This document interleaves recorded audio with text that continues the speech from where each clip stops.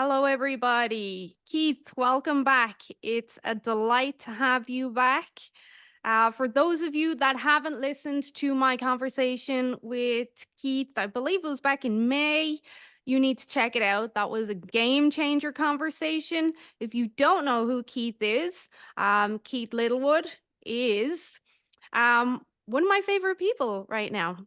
So Keith is a genius when it comes to all things endocrinology and thyroid. He has a background in fitness and in health. He's been in the health industry since 1995, I believe, Keith. You're also, shall we say, a protege of Ray Pete. You have a post-grad diploma and MSc in endocrinology, and you're currently working on your PhD in endocrinology as well. So, did I miss anything there? You're also a husband, father. Yeah, yeah, lots of those things. No, I wouldn't say I'm a protege of Ray Pete. I'm a big fan of his work, but I'm sure my work will never get anywhere close to what he's written. But it's nice to be considered that way. But yeah, I think there's all of those things. Background in, uh, essentially, I was a PT for a while and owned a gym, but it was more in the realm of in rehab and pain relief, and that was kind of where we got pulled back into the idea around biology and reading lots of Ray's work and his well referenced pieces of work which pull in like scientists like Albert St. Georgi, Gilbert Lee, Catherine of Dalton, F. Mears, and all these other great scientists. Which I think if you just spend your time reading the references that Ray's actually put, you'll spend a lifetime of learning about biology in a very productive manner. So yeah, that's kind of where I'm still at. Although the research that I'm currently doing is pulling me more away from that kind of depth and practicalness. So I like to come back and read that type of work just to ground myself when get caught up in the molecular aspects of biology, like steroid analysis and how cancer cells are affected by thyroid hormones and what's the mRNA expression, that kind of stuff. Kind of makes you kind of feel kind of stupid sometimes. Well, I don't think you're stupid. I think you're far from stupid. And you know the saying, Irish and English people, we don't take compliments very well, but you have an incredible brain. You know that saying, like, if you're the smartest person in the room, you're in the wrong room. When I'm in the room with you and Georgie and Danny, and even I had reached out to Paul Robbins, I feel like the dumbest person in the room. So you guys are pretty smart in my books. I think we're probably just a little bit older and read a few more books than you. That's all. Well, give me time. I'll catch up eventually. So last time our conversation a few months ago was insanely popular. Um, I listened to it, as I mentioned. We covered so much in that conversation. I want to kind of get a little bit, I don't want to say granular, but go back to a few topics just to clear up a few things. Um, because I really think, and I'm sure you'll agree, when it comes to the thyroid and the hormone, it really is a matter of wash, rinse, repeat. You keep repeating yourself until people fully understand what's happening and, dare I say, how their body works. And a lot of people, um, they won't understand the quote science or the literature the way I do, let alone you do. So I wanted to go back a bit to the thyroid, and we spoke a lot about it. So specifically, I wanted to look at um, what's going to influence slower thyroid function. And what brought this back to my mind was there's a lot of research, and I know Rhoda Barnes and Ray speak about this, that if you remove part of the thyroid gland, you will naturally slow down thyroid function. And this was brought to my attention a week or two ago. One of my clients had partial thyroidectomy, and then the endocrinologist, upon her checkup, said, no, your thyroid's fine. Just because you had part of your thyroid removed does not mean that your thyroid's going to function lower. And I was like, that doesn't even make sense to the layman person. Like, so what's your opinion on that and other factors that are going to influence thyroid function? Well, I mean, yeah, that's a good point because there are many situations where I think medical dogma tends to kind of block the real conversation. And this is where a lot of people will get an opinion from a medical specialist. Like I've seen it time and time again. Just digressing slightly, I had a client recently who came to me, and she had an ovarian cyst at the age of like, he's 72 now. We're talking about 5 years ago. And one doctor comes in and says, you've got cancer and you are going to die at some point soon. Within 24 hours, the endocrinologist came in and said, you know, it was an endogyne. So they actually said, you're not going to die. It is a tumor. It's benign. It's not metastatic. It's not causing any problems. It's going to be removed and you will be fine. You know, they're the differences of opinion that you can get even between medics. And with thyroid, you may see some people absolutely function reasonably well from a thyroid perspective. But again, depending on how you assess that might give you the idea of how the person's functioning. I've even had one client, a very temporary client, came for a consultation. Their thyroid grew back after a thyroidectomy. So it actually regenerated, which is probably rare. And there are probably occasions when tissue-like organs will regenerate. We know the liver has a high capacity to regenerate specifically, but other glands like that could regenerate. But the level of impairment, you know, you would need to look at. Again, this is where it comes back to looking at the reductionist. And I've explained before why I think the TSH is an incomplete diagnostic tool. It's probably useful when you are taking thyroid and wanting to get it down to its decent value, which is relatively low. And I think around about 0.5 is probably a relatively good marker of function. But again, you need to look at T3, T4, perhaps in total M3 form. We need temperature and pulse to perhaps get in symptom expression, get an idea of how that person is functioning if they've had a thyroidectomy. So I think it always comes back to it depends. But for just as a bias here, you know, we know that there are hundreds of millions of people in this world that have the thyroid issue. Potentially 20% of the world's population have, you know, this issue, which could extend it to 1 billion people or so. So depending on what they're experiencing would dictate whether that rings true. Do they have the ability to produce enough T4 and T3?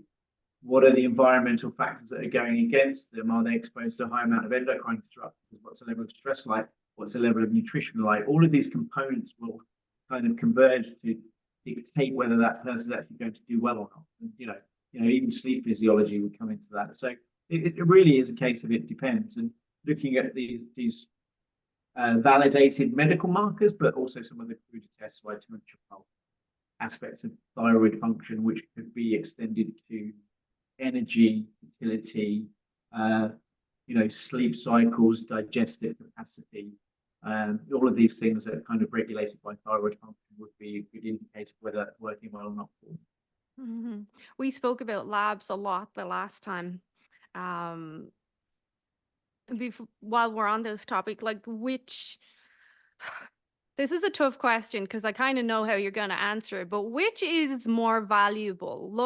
If we could only look at one, looking at the labs alone or the symptom picture alone? Yeah, I don't know. I'd like both.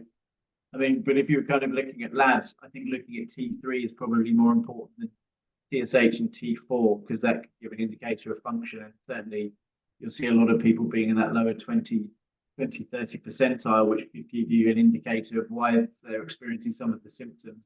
But I just think symptoms is always, it's a useful metric. It's tangible for most people to want to resolve those things that most people are coming to you with issues, right? So I've got, my sleep's great. I'm in pain.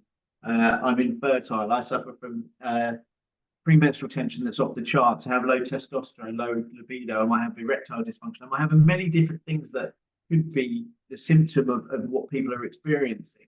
So it's always a symptom that people want to come to you and resolve their issue. So I think that's probably the most important tangible thing that people can or whether it's a practitioner or the person, you know, that's what you want to see resolved.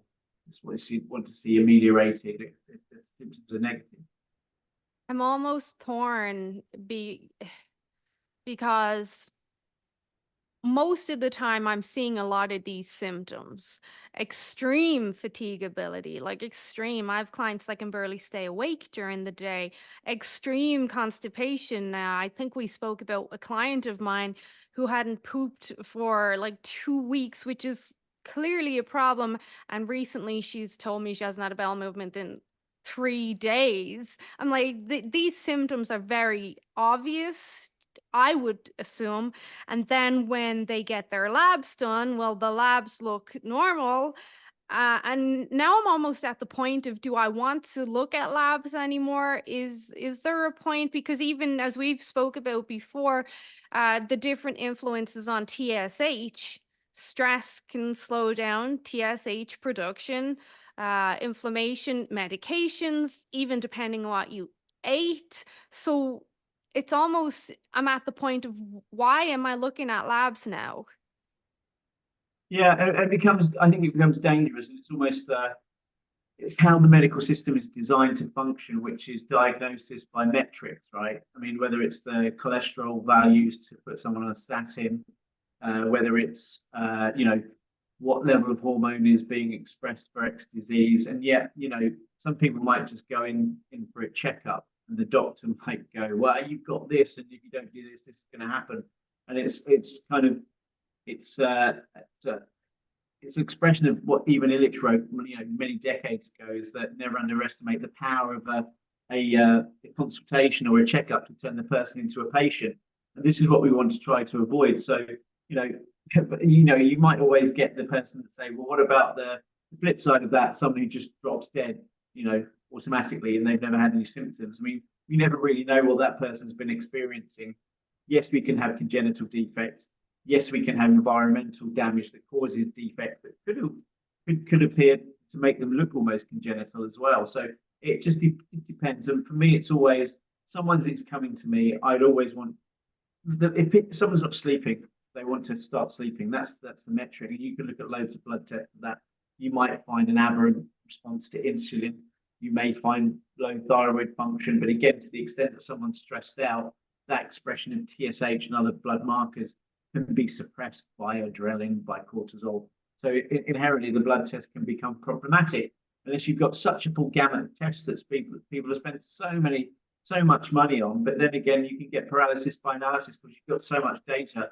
What is driving the bus, and hence what does the person want to achieve? What do they want to improve? That's your marker for them. So it becomes a synthesis of what you're talking about. It's like, do the tests matter to a degree? And you'd get lots of medical professionals that would probably go against that and say yes, they do. And but again, let's kind of see what the person says and what they want. Yeah. So just if you wouldn't mind just elaborating, because I get this all the time. I'll get the blood work, and I mentioned to you before, it's very rare that I'll have a full thyroid panel to look at unless someone pays completely out of pocket, which at the same time is also rare. So usually the standard blood panel here is going to have TSH, it's going to have the complete blood count, liver enzymes, lipid panel, CRP, HbA1c. Like that's kind of it. So then the doctor's looking at the lab saying, oh, your TSH is fine, it's within the range.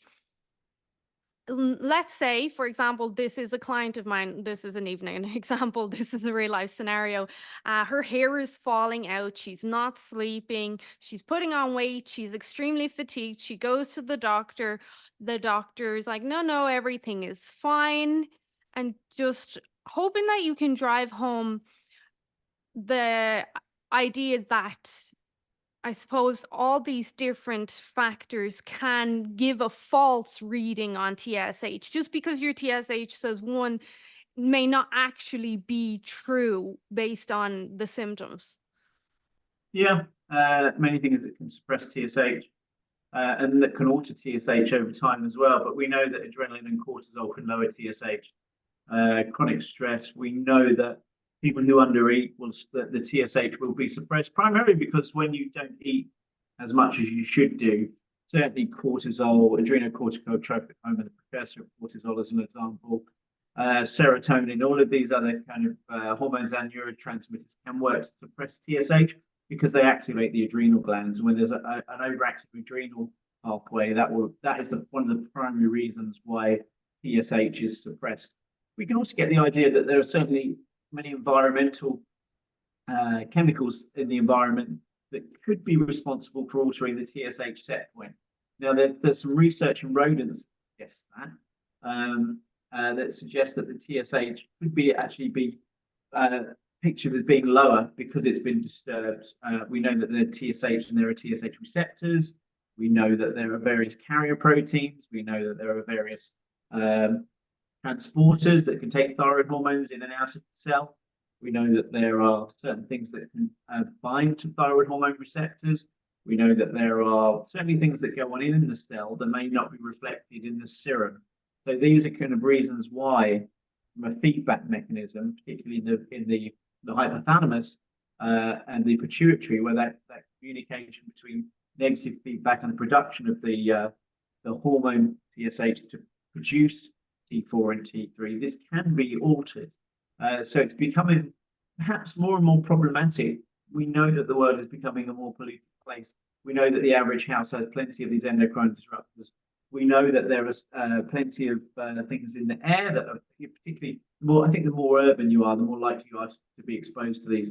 Certainly, the more rural you are, you could argue that even if you live into farmland, depending on the type of farm, what type of chemicals are sprayed there, there are certain disturbances to people's environments. It could be a key factor in why TSH may be problematic, and I think it becomes almost not irrelevant, but I think for the person who's using TSH to diagnose thyroid, I just think it's so inadequate. I think it lacks professionalism, and it becomes inherently problematic when you look at diagnosing disease. But it does suit industries where you can diagnose people with very specific disease states that can be worked on and suppressed by single action medications, whether it's statins, whether it's antihypertensive, whether it's glucophage or metformin to modulate glucose levels. But this comes back to these relatively arbitrary numbers that are used to define disease. And you can see people that they can be diagnosed that their thyroid is normal, but they have high cholesterol, they have poor glucose insulin responses, they have hypertension, or indeed low blood pressure as well, depending what the interaction with other hormones like estradiol and these things. So it becomes a bit of a minefield, and I certainly feel for the people that have always been told that your thyroid is fine, so it must be in your head, because there's a lot of people who are out there who get that. Yeah, a lot. And that's where I'm at right now. I'm like, it's almost pointless looking at TSH now. It's because most people who come to me, they're dealing with some sort of illness or discomfort in their body. And usually there's a lot of stress. So then I'm like, I'm wasting my time looking at the TSH. Let's just take the approach regardless and see where we end up. Um, which brings me to the approach, and we did speak about this before, but Synthroid generally is the main prescribed therapy here for um, any sort of perceived thyroid dysfunction. But trying to make people understand, like, Synthroid may do nothing at all You because just sorry, no, I don't know if it's because the weather is so bad here. I mean, it's been pissing down since yesterday. So do you want to start that bit again? Yeah, I was saying the main therapy for thyroid here is Synthroid, and trying to make people understand that Synthroid is only T4, and just because you're taking Synthroid does not mean that you're actually addressing the problem, because you may not be converting that T4 at all. Yeah, that's true. There's certainly quite a number of people that don't do well on thyroxine or levothyroxine, which is the synthetic form of T4. Sometimes you might argue some of the fillers in there can cause problems for people. Yeah, the conversion of T4 to T3, which would usually take place peripherally, can take place within the tissues themselves. We know that in the brain, the T4 can convert to T3. We know that the deoxygenase enzymes are responsible for kind of converting T4 to T3, particularly D1 and D2. And then we have D3, which kind of basically takes away the activity of those hormones to make them less useful. However, T2 seems to have some beneficial effects that's coming around. But for most people, not for most people, I have some people do well on thyroxine or lower thyroxine, but I've seen a large number of people who do well with either T3 therapy on its own or combination T4 to T3. Some of the research out there on T4 is, there are associations between levothyroxine users and some cancers around, I think, liver and brain might have been one of them. However, that's not something that people should worry about, because some people are prescribed T4, but they might also be on 2 or 3 other medications as well. So it becomes difficult to kind of make those, and this is why they are just association. We know that T4 has a stimulatory effect on certain tissues and proliferation. T3 has an effect where it can control proliferation, also redifferentiate tissues as well. That's why T3 can be quite a bit of a game changer for some people. T3 has the protective mechanism from potential outcomes with T4 as progesterone does to potential outcomes with estrogen. Yeah, and T3 can have beneficial effects for controlling the excessive estradiol. We know that high estradiol inhibits thyroid hormone function. We know that it increases TSH over time. We know that estradiol can also compete with other carriers. We know that estradiol is a proliferative hormone. Don't get me wrong, thyroid hormones are proliferative as well. But if we look at studies, there is the right amount of thyroid hormone, and there's too much that can cause problems. And this is where the confounding factors, say, with osteoporosis, where thyroid hormone is blamed for causing osteoporosis. Hyperthyroidism will contribute to osteoporosis because there is an upregulation of metabolism where lots of things aren't met, which includes calcium regulation. So if we look at thyroid function at all, thyroid is a bone trophic hormone, progesterone is a bone trophic hormone. They all have effects on other parts of the body with cardiovascular regulation as well.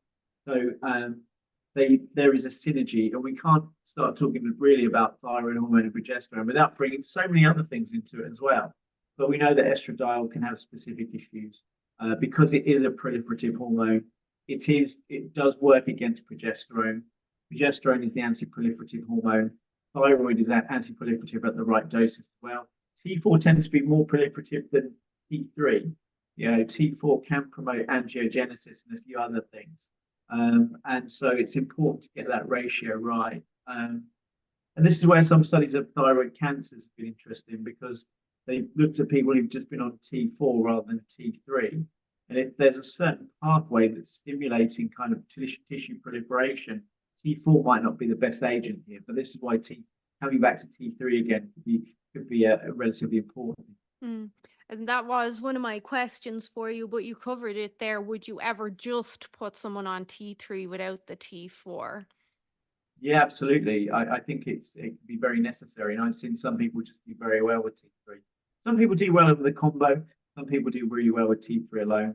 If you look at works, I think we might have mentioned Robinson earlier on. He just talks about his monotherapy, and he's written some really good stuff, which is well backed up with client data, where he's seen some fantastic changes. And I think it just supports the idea that T4 isn't a game changer for everybody, especially if you're having conversion issues. Perhaps if you're also having issues with the deiodinase, perhaps if you're exposed to high amounts of endocrine disruptors, these are the things that are going to inhibit that conversion of T4 to T3. So adequate T3 might be, the game changer that some people need. Bear in mind that T3 within the cell has also an effect on how genes function as well. Genes aren't the driver of problems. DNA is not the driver of disease. The DNA production and function is an organ of the cell, not the other way around, which I'm quoting Barbara McClintock here, who stated that DNA is just an organ of the cell.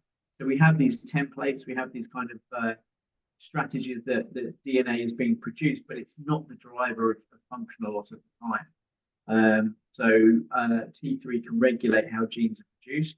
They can regulate, oxidative mechanisms. They can regulate how hypoxia within the cell. All of these things. So there can be very clear indications why people benefit much better on T3 than just a combo, or just just thyroxine in isolation. So I wanted to ask you, just for my own curiosity, how easy is it to get your hands on thyroid therapy there? In the UK, can you get it over the counter or is it prescription only? No, I think it's quite hard, to be honest. Everyone I know who's interested in this, we were going to, Georgie's Idea Labs, Mexico in particular, to get T3 Sinomel, which is my preferred choice of T3, which has a pretty good track record.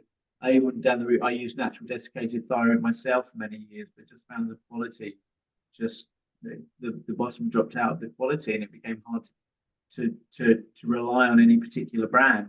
Mm. And this is where I think that synthetic thyroid, because it's structurally the same, works the same, and the T3 form is just as good as if getting it from an NDT, which again is formulated as a 4:1 ratio of T4 to T3. So, and I've talked about this before, some people might just require a slightly different ratio. They could require a 3:1, 2:1, maybe just a 1 of T3 or no T4. And that's why it can be an experimentation for some people to get that right. And then there's all the other things. Sometimes there can be cofactors that might be important within that as well, still, when they regulate T3. So I always like to kind of get people, personally, I function the best with taking T3. And I've found actually, since I've worked on myself, I require less and less T3 these days. And I hardly, I have, 6.5 micrograms a day now these days, and function very well without many other supplements. And as someone who sells supplements, I actually endorse people having the least amount of supplements as possible. But sometimes there's a few in there that can be very, very good when you're getting people to where they need to be.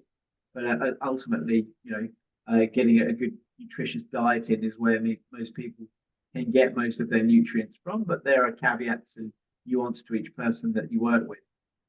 So it sounds like it's the same as here. It's prescription only, and the doctors are not very cooperative in that aspect.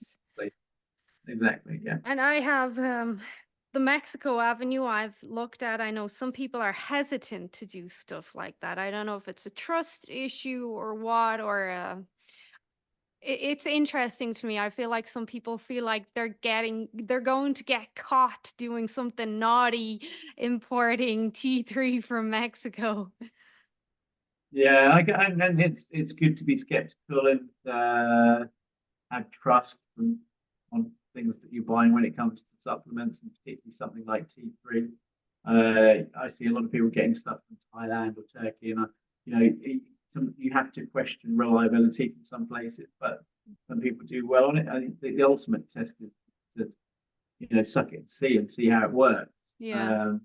At the end of the day, comes down to, do you need it or not? Is there a need trying to get these things? Because sometimes it's impossible from a prescriptive perspective to get this.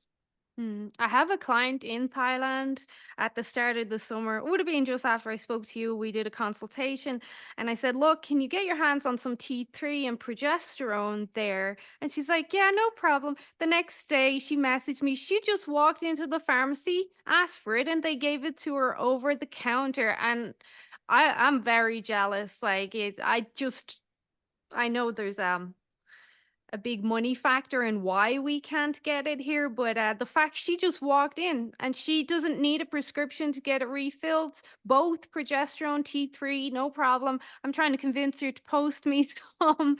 But it's crazy that in certain parts of the world there's there's a lot of this kind of autonomic self-medication that's approved, that you can be responsible for your own health, but the rest of us, we're struggling to get even a prescription for even Synthroid, even if it doesn't work. Well, you can self-medicate with alcohol and cigarettes and everything else. Everything that's provided by kind of government and everything else, right? But you can't. Some countries you can't even get progesterone in these days, which I find a crime. Like, people aren't allowed to take responsibility for their own health, and the bureaucrats just make it harder for people to. And it's going to get even harder. I think the big pharmaceutical companies are trying to get a stranglehold on everything, and I'm expecting the worst over the years to come as that regulation gets tighter. My sister was telling me that I knew you couldn't get melatonin in Ireland, which again is just ridiculous. But she told me you can't get aspirin in Ireland. What's it like in the Yeah. UK? Can you get it in the UK? Just over the counter, I mean. Yeah, you can go to like Boots or something like that, but it's not a great source. It's usually kind of bulked out with talc. So I tend to get mine that Health Natura in the US has a pretty good thing. I think there are some veterinary sources in Europe that you can get aspirin from. I think aspirin is just one of those things it's just, I mean, the research on it is incredible. And it's one of those things that can be very useful for a number of things, from osteoporosis to protection against cancer, all of these things, energy uncoupling, perhaps, mitochondrial energetics, all of these things that have been studied by aspirin. I think it's one of those things you need to have in your cupboard, but to find it's actually restricted in Ireland, that doesn't surprise me, to be honest. I mean, you know, it's mental that you can literally have you buy as much booze as you want till you pass out, but you're not saying that about generally about Ireland, I'm saying about anywhere. Yeah. But you can't buy some aspirin. I'm sure you can buy other non-steroidal anti-inflammatories like ibuprofen and stuff like that. Yeah. Yeah. Yeah, which is going to damage the liver if you take it chronically. So it's just the rules are literally just getting crazier as we go It's on. it's all control and restriction. I mean, we could get you could probably get the boat to Holyhead from Dublin, stock up on aspirin. I'd be curious to know if you could drive over the border into Northern Ireland, buy a load of aspirin and bring it back. Like it just makes zero sense whatsoever. Yeah, yeah, it's crazy. I mean, you look at the things. I mean, there's a bit of pushback now.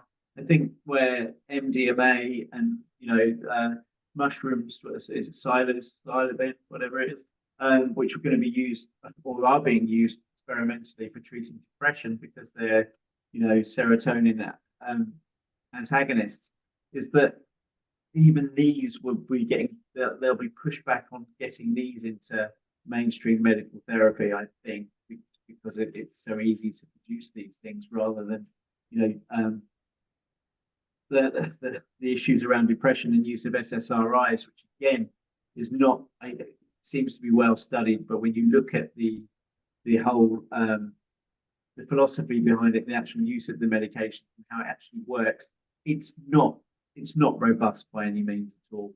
And particularly when you see, I mean, my personal experience is working with clients who've been on either anxiety or antidepressant meds. There is a significant portion of those that manage to transition of those by using progesterone as a therapy or thyroid as an example, because it has a key effect on how you feel, how you function, your brain energy, mitochondrial, bioenergetics in the brain, and how your brain regulates energy. So all of these things that I think that are useful. I think it's just going to get tighter and tighter on how they're regulated and how people get their hands on them. And then what do we do? That's the question. Then what do we do? We just make it happen between people. It's like you just have Well, to establish a community, whether it's underground or not, to keep it going. I mean, there's always a huge amount of people that like to look after themselves, that know how to look after themselves, that know how to utilize and manipulate nutrition or life cycles or hormones to get better function. Unfortunately, there's the majority of the people are stuck in what they're told is how biology works, and it's usually much far from where it should be. mm. I just want to circle back to the aspirin because this was something I wanted to discuss with you. I'm a huge proponent of aspirin. Um, I mentioned to it was either you or Georgie that once I increased my aspirin to the 325 milligrams, I found a good one, uncoated tablet that I'm taking every second night, and my temperature just went through the roof, and I'm the leanest I've ever been. Everything, I just saw a big change in everything. And a lot of my clients take aspirin and they trust me, but there's always those who are apprehensive, and I try to explain to them, and you can correct me if I'm wrong. It was in the 1950s where Big Pharma brought out the other anti-inflammatories, the other non-steroidal, and that's when the propaganda started, driven by Big Pharma, that oh no, aspirin is not safe, and all this negative publicity came out about aspirin and brain bleeding and gastrointestinal bleeding and whatnot. And from the research I saw, and I've also shared with my clients, is that if at all, any of these studies that I've seen on stomach bleeding have been done in an elderly population. So I think I posted three or four. The studies were done in people over the age of 70 who were already on other medications as well. And I was trying to explain to people like what they're trying to do here is say that these people were taking aspirin, which caused the stomach bleeding, except these are older people, so they're going to be at higher risk of having stomach damage. They have already been on God knows what medications. We don't know what stress they've endured throughout their life. We don't know if they had alcoholism. We don't know what they ate. There's so much context, which I don't expect the average person to understand. But this whole fear mongering around aspirin, what do you make of that? Do you think there's a genuine concern there? Well, I think it parallels the many muddying of the waters from, say, thyroid, for example. So we know that natural desiccated thyroid, as you know, one of the proponents like Rhoda Barnes, who used natural desiccated thyroid to raise the metabolic rate and to increase thyroid function, that was well established. And you know, even going back to the late 1800s, there were cases, you know, thyroid issues being resolved with an extract from sheep's thyroid. I think you know was the original things, and there are even breast cancer reversal cases of use of thyroid hormone. I'm digressing slightly, but the same thing when synthetic thyroxine was introduced. There was a ploy of a propaganda and marketing scheme to basically, you know, just suggest that natural desiccated thyroid was actually dangerous. It was not as compounded as, it didn't have the right same dose as the synthetic version of T4, just only not T3 yet. But it was, and that was the suggestion. One of the reasons behind that is that they didn't actually realize that the fact that natural desiccated thyroid was way more potent than the synthetic T4, because obviously it had T3 in as well. I think it's something like 1.5 times more potent. What they were doing, and they were trying to do a like for like. Then coming back to aspirin, I think the idea was generally that induced Ray's disease, particularly in children, and I think that was one of the main reasons they used to kind of, you know, use their smear tactics against aspirin, which had been used for many years for reversing, you know, many health issues. I think also the studies that they originally used, particularly in rodents, they were using 100 times the normal amount that a human might be exposed to, or certainly you know, per gram or milligram used per kilo of body weight within rodents from a translational perspective. So yeah, that doesn't surprise me that happens. That happens with pretty much anything when something new comes out. Even you know, pharmaceutical companies will even kind of rubbish competitors' medications by saying that it's not as good, and you know, the next magic bullet, the thing that's going to work best, you know, against X disease, which never seems to come around, certainly hasn't come around from the genomic research that's happened over the last decade or two. So yeah, I think aspirin, it's safe. I think there again are there prerequisites or kind of caveats that we could understand. We know that high aspirin dose, particularly when we talk about overdosing doses, is like, I don't know how many grams we would talk about. I know certainly come across cancer people with cancer who've taken up to 5 grams of aspirin. I've seen that too. Yeah. You know, there can be some irritation of the gastrointestinal tract. We know that aspirin will suppress or deplete glycine, and glycine is very protective. So having adequate glycine levels is going to be essential to preventing any damage, because aspirin will be kind of be utilized, and depending on how much you take, you generally get grams of 500 milligrams or so are generally safe for most people. And even the benefits have been perceived and studied in much lower doses, like 70 to 100 milligrams a day. have been protective against colorectal cancer. There's certainly some good meta-analysis that show that actually low-dose aspirin users have much better bone mineral density in their vertebra and their femoral neck, which are the key sites that are measured medically to look at osteoporotic states. So aspirin seems to have this pro-bone health effect, just like progesterone and thyroid do. And again, if you look at, I'm talking about osteoporosis as an example here, everyone talks about estrogen as being the anti-osteoporosis hormone, but that doesn't have any bone building capability at all. It's an anti-resorptive hormone that prevents too much calcium being leached from the bone when parathyroid is activated, which can come from states. I mean, parathyroid can be activated from certain endocrine disruptors. We can see extra tumors in the parathyroid gland from endocrine disruptors. We know that you have a high phosphate diet, for example, phosphorus phosphate diet. That can have implications because to the extent you have high phosphorus, that you will have a certain amount of bone, calcium being leached from the bone to measure those values. So it becomes interesting that aspirin seems to have this kind of, we could call it an anabolic effect on bone. So it becomes very interesting. But we know that from a cardiovascular perspective and perhaps mitochondrial perspective, we know that uncouples mitochondria. But interestingly, one of the effects of aspirin is that it does inhibit the oxidation of fatty acids in the peroxisome. And that's very specific for the higher chemical bonds or the 20 bond like higher PUFAs like that we see in the unsaturated fatty acids. So to the extent it inhibits the oxidation of these fatty acids, but it also enhances fatty acid oxidation and carbohydrate oxidation within the mitochondria, but inhibits at this peroxisome. And that might be just one of the components where it has this effect because it lowers the oxidative stress that we get from metabolizing these PUFAs. So it's I think aspirin is something that should be considered for a lot of people. I personally don't like to recommend taking it every day. Some people do. I think 3 or 4 times a week is usually where benefits can be gained. But some people do like to take every single day. But just I like think with anything.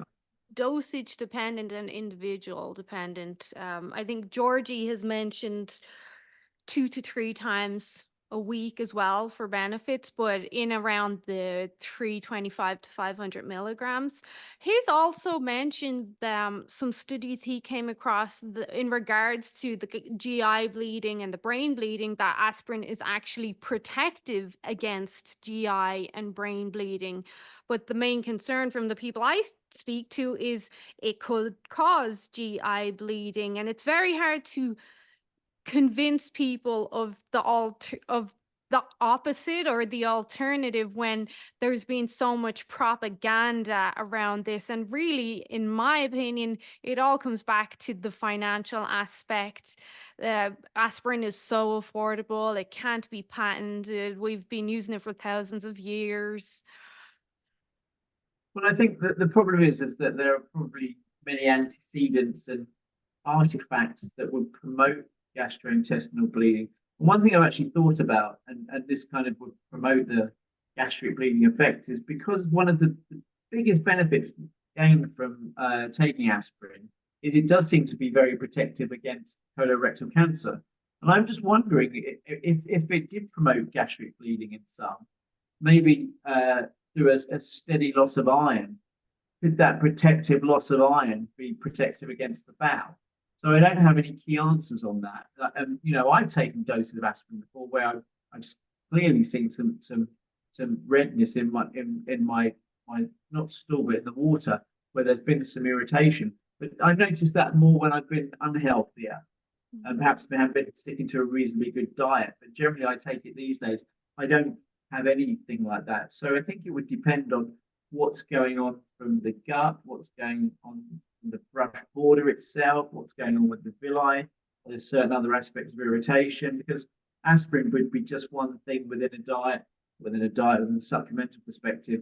What about all the other stuff that people are taking? We know people are consuming foods that are high in pesticides, perhaps higher in metals, perhaps higher in endocrine disruptors, dust and inhaled dust and digested dust are some of the key intake pathways of the endocrine disruptors from plastics and flame retardants and things like that. So that's just another factor that confounds it. So I don't have any clear answer on the gastric bleed because it certainly happens in some, but it doesn't happen in everyone. And it could depend. Certainly, the more that you take, and if you're prone to taking an excess amount, that might promote that damage. Yeah, my general answer when this comes up is, well, if anything is going to cause a stomach ulcer or gastric issues, it's going to be stress. And I talk about stress a lot. I'm a broken record when it comes to stress because the people I speak to have a lot of stress in their lives. I'm sure you'll agree, most people do. So, if anything, the aspirin's not my concern. It's the massive amount of stress you're experiencing. Yeah, yeah, But then absolutely. I would also wonder, this just came to me based on some other aspects of our conversation. I would wonder if people with estrogen dominance and higher estrogen, they would benefit from taking aspirin more regularly than a male like yourself who isn't cycling and doesn't have maybe excess weight and endocrine disruptors in the context that a cycling woman would have, who maybe has also 100 pounds to lose. Maybe she would benefit more because there is that anti-metabolic aspect of the estrogen there. Yeah, um, because it functions. I mean, it can put aspirin will promote fatty acid oxidation, so its capacity to also help modulate the Randall cycle, where we can flip between carbohydrates and fatty acids. We know that you still utilize fatty acids and particularly when you are exercising, you will dispose of fatty acids, excess fatty acids. That will happen. So aspirin can help with that. And I think particularly to the fact that it does promote this kind of inhibition of the peroxisome, does decrease the utilization of these kind of long chain polyunsaturated fatty acids, can be particularly beneficial because you don't have as much metabolic byproducts being produced as you would do, say, with other fatty acids being utilized as a fuel.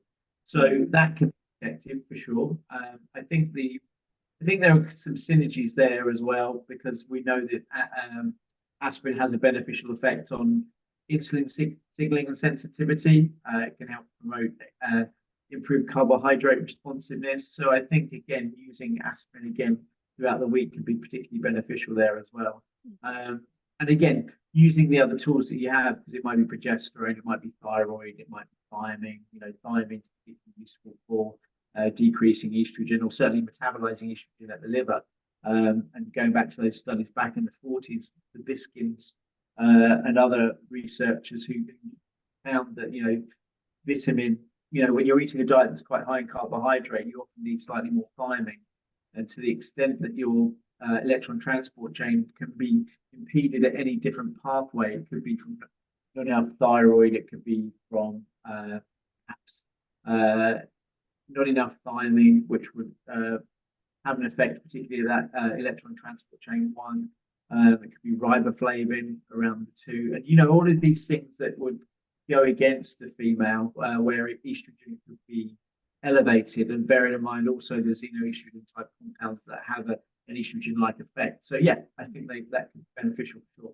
Yeah, there's definitely more pros than cons. And you mentioned the glycine aspect. I personally take 3 to 4 grams of glycine with my aspirin. I actually take that every night, and I also do a mountain of collagen as well. But if I'm correct, the Russians have formulated a compound a decade ago or so that combined the salicylic acid and glycine together. Now, the name of it is lost to me, but that is an over the counter, not supplement, but compound that you can get in Russia. And there was some research done by Kush et al., I believe, and they recognized that when you combine the glycine and the aspirin together, that if there was any risk of gastrointestinal bleeding, that the glycine had a protective action against that, and that is why the Russians made this compound. Again, the name is lost on me; it'll come back to me, but there there's more pros than cons at the end of the day, I believe, especially considering people's lifestyles. Yeah, and it comes back to the whole thing around about progesterone. natural progesterone, which doesn't really have a patent. It's the same thing really. It's like it doesn't make people lots of money, and therefore people aren't interested in promoting the benefits of it when there are more expensive chemical compounds that purport to do the same thing, but they often don't. Yeah, that's true. Speaking of compounds, we did touch on methylene blue the last time. When we're looking at methylene blue, I've heard you mention before, it's not something we're going to be using in the long term. More acute treatment seems to be better for methylene blue. I wanted to ask you, I have a client who takes 5 milligrams of methylene blue every morning, and her um, argument was that it was to support mitochondrial function and energy production. But I've noticed this client has a lot of systemic inflammation and stress, and I think she has high serotonin. I can tell by some of the things she says. Can methylene blue potentially be exacerbating that serotonin issue because she's doing it long term, months and months without a break every morning? Yeah, I mean, it will increase serotonin. I mean, that's the pathway of one amino oxidase inhibitor. So it will increase serotonin. It can increase issues around about that. It can rev up metabolism. If part of the metabolism is a pathway that's not being regulated with or just supported with cofactors, that can be a problem. But its primary role, I mean, one of the major roles of methylene blue is kind of protection when there's organ failure induced by sepsis. You have a massive influx of nitric oxide. So it's a nitric oxide inhibitor. So that chronically 5 milligrams could increase that. I remember talking to Ray, and he suggested that 1 milligram per day is usually safe for most people for long term. I like to use it kind of within, as I mentioned before, short chronic bursts. I've seen some people you had some wonderful things done when it comes to viral inhibition, because it basically is a viral inhibitor. I don't think taking it. I mean, I've seen some people taking 100 drops, which is essentially 50 milligrams a day for 6 months. Who had a very fuzzy head. You believe it or not, that stopped after stopping the methylene blue. But I do think it is a wonderful. It's just a wonderful agent for improving mitochondrial health. Certainly, there's some interesting issues around kind of brain function. But again, I think it's one of those things that we don't want to be taking chronically long term. This makes me think now for a cycling woman, maybe not using methylene blue in the first half of the cycle where estrogen is higher, which increases serotonin in itself, and then only using methylene blue in the second half of the cycle to encourage that and fat burning action. And you have the excuse me, protective mechanism of progesterone in that second half. So, kind of playing with the cycles there and what would be occurring at different times of the month. And we could probably manipulate when it might be best for a woman to use methylene blue there. Yeah, well, methylene blue inhibit it will kind of decrease prolactin. Prolactin has many negative effects around, synergizing with parathyroid hormone. We know that prolactin is usually estrogen will increase prolactin production.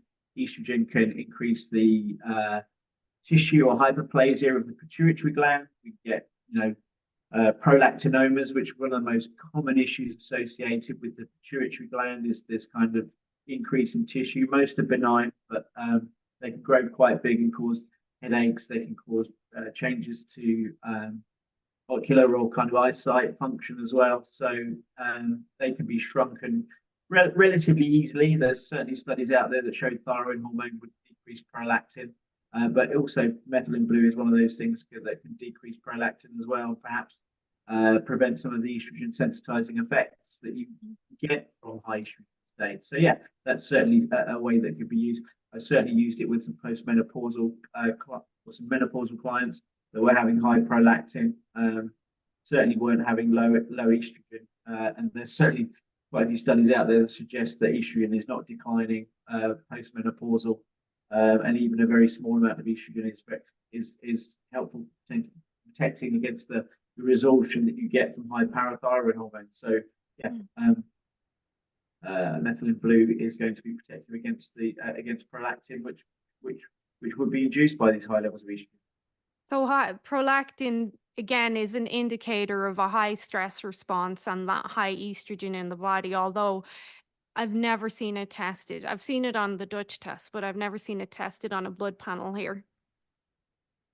Yeah, it's a fairly easy test to do. It's quite a common test that's done. And really, I think females. I mean, the nanogram per deciliter, I think around about 10 is a good marker for most females. But you'll often I've seen clients with hundreds before, and that's usually associated with hyperprolactinemia.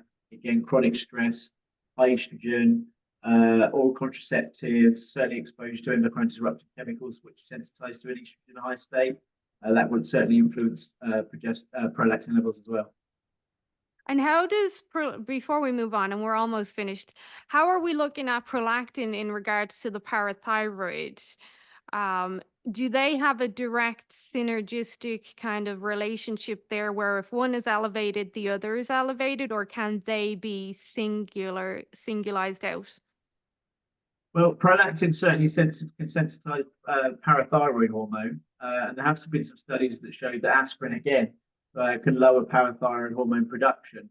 But again, it comes back to finding out what the stressor is. So it could be high estradiol that's increasing prolactin that's contributing to the secondary hyperparathyroidism, where there are high parathyroid values.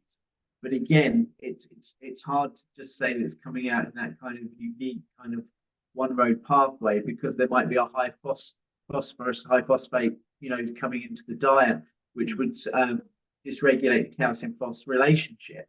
So it might be that you get increased bone resorption, which is created by parathyroid hormone. So there could be a synergy between the high estradiol, high prolactin, increasing the parathyroid hormone, that might be exacerbated by an environmental issue or a nutritional issue. And you can't discount the effects of stress on that as well. We know that stress does increase prolactin. I think in men, prolactin increases, the very high prolactin increases have been associated with men producing milk under high chronic stress. So yeah, that's a possibility. Have you ever seen high parathyroid hormone with normal prolactin and normal estrogen? I don't look at parathyroid a lot, so it's usually a special client that will come to me with that kind of thing. So I'm generally seeing estradiol, progesterone, lots of Dutch tests. I'm seeing prolactin from a blood test as well. I'm seeing the occasional parathyroid, but usually there's not enough there to kind of warrant hyperparathyroidism. So this is what I wanted to wrap this up. You were on Dr. Mercola's podcast a couple of weeks ago. Great podcast. And Dr. Mercola recently released an article about Ozempic. And I had mentioned to you, I wanted to talk about this being the quick fix. And I know we all have our different opinions on these weight loss drugs. I personally think it's going to blow up pretty soon and there's going to be a lot of regret in the population.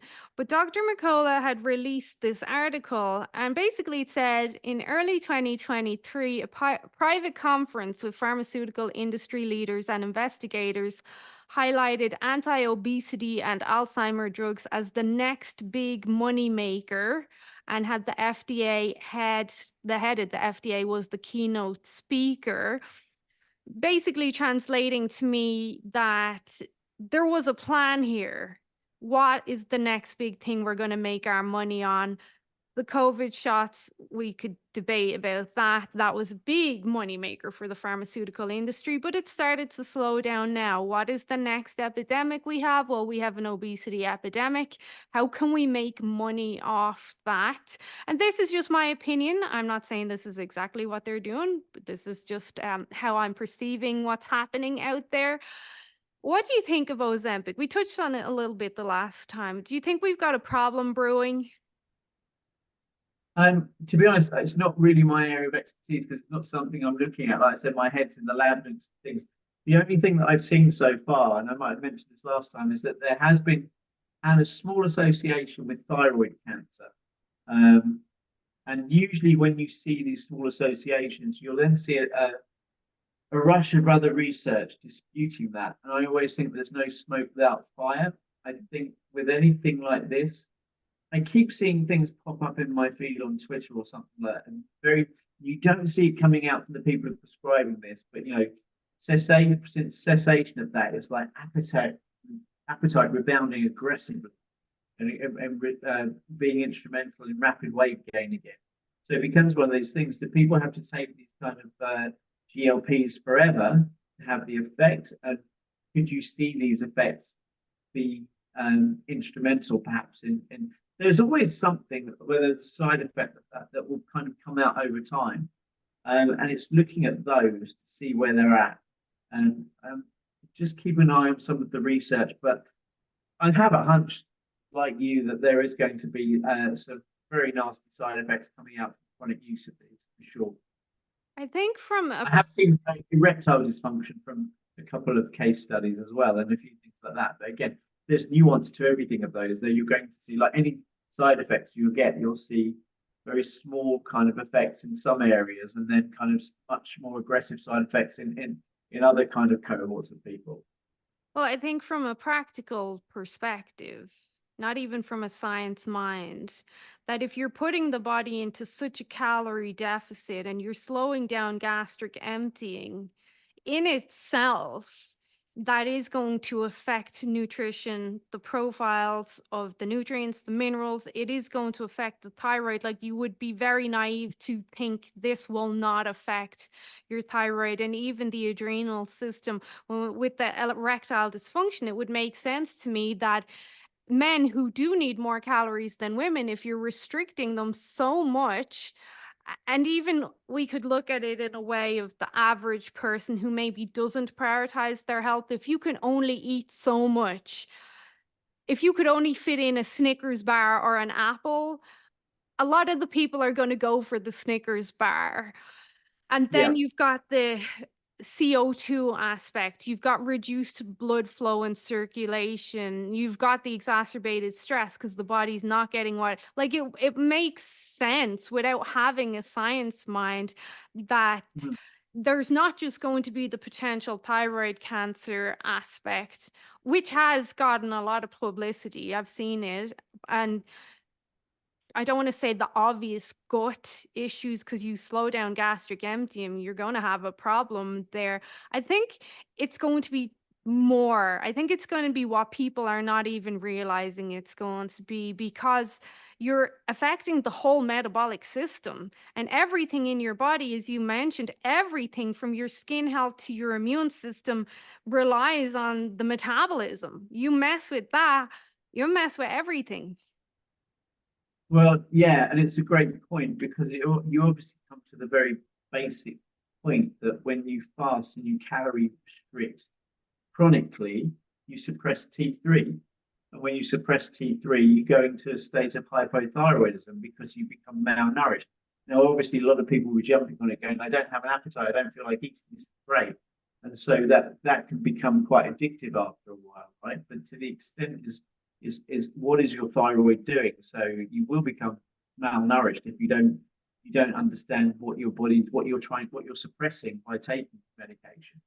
And again, we know that you sustain chronic fasting. Sometimes the TSH and other thyroid receptors don't come back online after this because the body is so ingrained into this kind of suppression. So thyroid function systemically can become suppressed. You can become malnourished. And again, talking about that point of the aggressive rebound of appetite, it's like when you've been suppressing it so long, you'll end up going to a state of overeating very quickly. Sure, you can take on to, I probably don't have any problem if somebody uses a strategy of taking it short term and then comes off it and uses exercise and good nutrition, understanding thyroid function, get where they are. Those kind of people will be extremely rare. So most of the people who are going to do that are going to take it chronically without having to have regard for what is good nutrition. And by the way, I'm not advocating going and taking it. I'm just saying that there would be no problem because any strategy that somebody can use to get to a good weight, even people that want to do keto or fasting for short term to get some weight loss, I've got no problem with that. What is the effect on your physiology afterwards? Does it work for you? Can you get all these kind of things back on like digestion, libido, mood, sleep quality, all of these things, and not keep gaining weight? because you've been restricted. And a normal healthy physiology, you can have that, right? Which is the person that keeps going back to constant calorie restriction and fasting will have that law of diminishing returns where the effect is just not the same it was the first time. And that's probably what's going to happen with these GLPs, to be honest. Yeah. I do think there's a potential in a small percentage of users of Ozempic to take it to the other end of the spectrum and be extreme in the calorie restriction. You're going to eventually adapt to a certain caloric level, then you're going to drop it to 500 calories a day. Then, when you adapt to that, where do you go next? And we would be naive to think that there isn't people out there like that that have these extreme personalities that are going to push the scale in the other direction because they're so desperate to achieve the look that they were after. Yeah, I mean, it also comes back. We talked about progesterone extensively as well. Is that for the female who's doing that, you could induce amenorrhea because we know that kind of calorific restriction will produce a cessation of the menstrual cycle. Now that can come from a couple of pathways, but one of the interesting pathways is that when you don't eat enough, you increase the amount of glucocorticoids that are being produced, particularly cortisol. Cortisol will bind to the glucocorticoid receptors. Now that competes with progesterone. The progesterone is interesting. Come back to kind of bone health as an example. Progesterone sits on osteoblast receptors to help improve bone health. Now, this is kind of going off at a tangent slightly. We know that most women set themselves up for osteoporosis, not at menopause, but what they've done beforehand. So we see bone density decreases with changes to the menstrual cycle, with use of oral contraceptives, with chronic stress, with chronic undereating. We see a lot of girls setting themselves up for osteoporosis in their teens with either disordered eating or perhaps athletics of kind of chronic undereating and promoting kind of. I'm not saying that happens all the time and exercise is beneficial for a lot of females, but there again, there is kind of subset of people that kind of abuse that pathway. So to the extent that you're suppressing your nutrition and what nutrition does for modulating the hormones that are protective, particularly, and you can even argue estrogen to a degree, because when you don't eat enough, you'll suppress the amount of estrogen that's produced naturally, and there'll be a stress pathway that synergizes with an estrogenic pathway where prolactin and all these other markers go off the charts, including cortisol. So if you're under eating, you're producing high amount of glucocorticoids, producing lots of cortisol, you are not producing enough progesterone. You're shutting down the amount of progesterone that's being produced. Effectively, you're setting yourself up for more menstrual disorders, osteoporotic states, potentially kind of mood issues going forwards as well. We know what undereating does to most people, including making them very irritable. But this effect that it has on suppressing both thyroid hormone and protective elements of progesterone is something that not a lot of people will be thinking about. Yeah. And you're correct. I'd mentioned this a couple of months ago, maybe in one of my groups. Like, women are going to see their doctors in once they've passed menopause, and the doctors are prescribing calcium to protect the bone, and I'm like, the damage is already being done. That was done a decade ago, 2 decades ago. Like, it's partially why when I do the intro to this podcast is like helping people understand their body. People just don't understand. So that is perfect segue into the last question, leading off what you just said there. This super controversial question, but let's go. So what's the best then for the thyroid? A high carb diet or a low carb diet? I think what works for most people, but certainly not a carb restricted diet. And again, it comes back to the ideas that a lot of low carb proponents, carnivore keto kind of people with that dogmatic attitude will go, oh, my glucose levels are this high, but when I don't eat carbs, they're fine, they're manageable. So I've cured my type 2 diabetes. But if I start eating carbs again, my type 2 diabetes or the markers of that pathophysiology, if you want to call it that, come back. But ultimately, because the thyroid isn't working, that's why they're having these aberrant glucose responses. To maintain the thyroid, we need to get enough nutrients in. Sure, people can go for decreased food and dietary modalities. They can go through calorie restrictions, but to the extent that it impacts the thyroid will dictate whether that diet is effective for them. You need adequate protein. You need adequate saturated fats within the diet so that you can get your other hormones. We know that cholesterol converts to pregnenolone, progesterone, and our other androgens like testosterone. These things help to maintain optimal muscle mass, as thyroid does as well. So to the extent that you're getting adequate nutrition in that supports these pathways is key. And for most people, that means a decent amount of protein, moderate amount of saturated fats, and a reasonable amount of carbohydrates as well. So what those ratios are for most people is fairly variable, and people need to tinker around with that.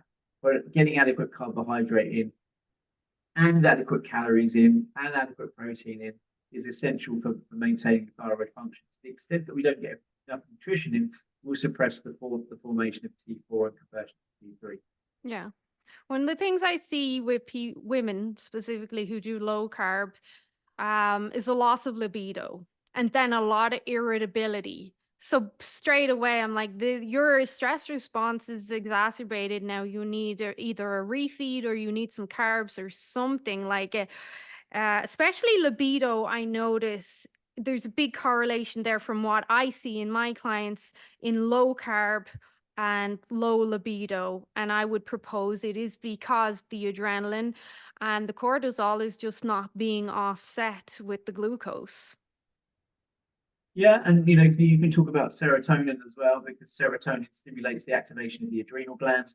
High serotonin states would be, which are implicated in both low blood sugar states. And to the extent that you're kind of relying on gluconeogenesis, which is the breakdown of fats and proteins to give you enough energy to function, that can exacerbate that pathway as well, I think, again. So we know that adequate carbohydrate, the respiratory quotient, which you talked about, producing enough carbon dioxide can be valuable to improving health. That's why I've seen quite so many clients do really well with bag breathing, because they're stimulating that all my clients get will be consuming carbohydrates. To the extent they're increasing the amount of carbon dioxide can be helpful for replicating that kind of prothyroid state. So I think low libido is a question of, again, it becomes multifactorial. I mean, even when we talked about kind of parathyroid and estrogen and progesterone and thyroid, we've got vitamin D and K2 and all these other things that synergize with all of these things. And even aspirin synergizes with all of those things as well. But to the extent that you're lowering stress by giving somebody enough nutrients, maintaining adequate progesterone, diminishing or keeping estrogen in check, making sure that the thyroids function as well. I think all of these things will kind of contribute to an adequate libido, which also just means perhaps, I don't know how to put this, but an excessive sexual appetite is also associated with perhaps an excess of estradiol as well, because there are different kind of implications to how somebody perceives and functions within normal physiology. So I know I'm being a bit vague here, but I think having a libido that's probably adequate for you and your partner. But then you take into the context of how metabolically functional are a couple. How do they make decisions? How do they find people attractive? What are the effects of oral contraceptions and estradiol and progesterones on a female's perception of their mate? What is the level of a male's testosterone and his kind of perception of the compatibility or sexual attractiveness with their mates? So there's all these things that conspire that make the question really complicated. There's so much to be considered, but I think in the moment, the low hanging fruit is eat some carbs and see what happens. Absolutely. Yeah. Yeah. I think you'll find this interesting just because you mentioned CO2 there. Just a small antidote before I let you go. Yesterday, I got so caught up in the day, I had so much to do. Um, I didn't have a lot of calories. It wasn't intentional, just I got so caught up. And by the time I recognized, I was like, well, it's bedtime now. I'm just going to go to bed. So this morning I'm in the gym and I'm on the treadmill and I try to practice nasal breathing all the time, trying to regulate my CO2, trying to stay my zen. I use mouth tape at night. I'm always focused on the nasal breathing. So for what I normally do on the treadmill, pretty fast, I'm actually pretty proud of that, like at 4.4 miles per hour, I can maintain nasal breathing without gassing out. I don't have to take a big inhale through my mouth around. But this morning, I'm doing the same treadmill and I don't do anything crazy. It's just moderate pace, nasal breathing. I usually can manage that fine. This morning, I could not catch my breath at all. I had to keep inhaling through my mouth. And I was like, I have no gas in the tank. And when you mentioned it there, it's most likely because I was so depleted because missed my carbs yesterday. And it was interesting because I only do the treadmill for 10 minutes. It's not like I'm doing it a lot, but I noticed within 2 minutes I'm gassing out because I was just lacking that CO2, I suppose. Yeah, that's quite a possibility. Absolutely. Yeah. Well, another great conversation, Keith. We covered a lot here. So thank you for your time again. It's probably bedtime for you, and I have to get the rest of my day going. I need to nip to the shops yet. It's not quite bedtime just yet. What time is it there? 8:30? 7:30? No, it's 7:25. Yeah, 12:25 here. So I've still got the whole day ahead of me. Well, good luck with it. It's probably better weather than I've got here. Well, yeah, actually we do. It's lovely out. The degree it hasn't stopped raining for nearly 2 whole days now. Yeah, well, you know, we did have some rain last week and it was glorious, but I wouldn't go back to Ireland and England purely for the weather. I just wouldn't go back. No, I do love the seasons. I do have my vitamin D lamp though, and red light just to combat any light deficiency. So Yeah. it's all good. So next time maybe we'll talk about vitamin D because that's important. But where can people find you and follow you? You're not doing too much on Instagram, but the stuff you have got up there now is worth looking at. Yeah, I'm on Instagram as Tom Littlewood. I post once or twice a week on Twitter as well. I don't even know I think it's at balance BM. I think is what it is. My ability to post stuff at the moment is severely diminished. So when I get a chance, I look at a study, I might just comment on it and post up there. But I look forward in 4 years' time to posting more on Instagram. You should just hire someone to do it. I think your website's the best place to go. So you have two, you've Yeah, Balanced Body Mind. thanks for marketing me there. So you've got the Balanced Body Mind and keithlittlewood.co.uk, I think it is. Yeah, the Balance Body Mind is the supplement shop. Keith Littlewood.co.uk is for coaching and whatnot. So yeah, thank you for reminding me. While it's on my mind, you mentioned you have some clients in Canada. Have you had any issues shipping supplements, specifically the liquids, to Canada? Because I can't ship liquids to Ireland anymore or out of Canada. Yeah, no, I've been shipping to Canada with reasonable success. Like not, I mean, countries like Spain, with progesterone particularly, and Austria, I don't even bother. But I've shipped to Canada with no problem. Maybe it's just going out of Canada. I don't know. The rules are crazy. Maybe. Okay. Well, thanks for your time, Keith, and we'll chat Thank you, soon. thank you for having me.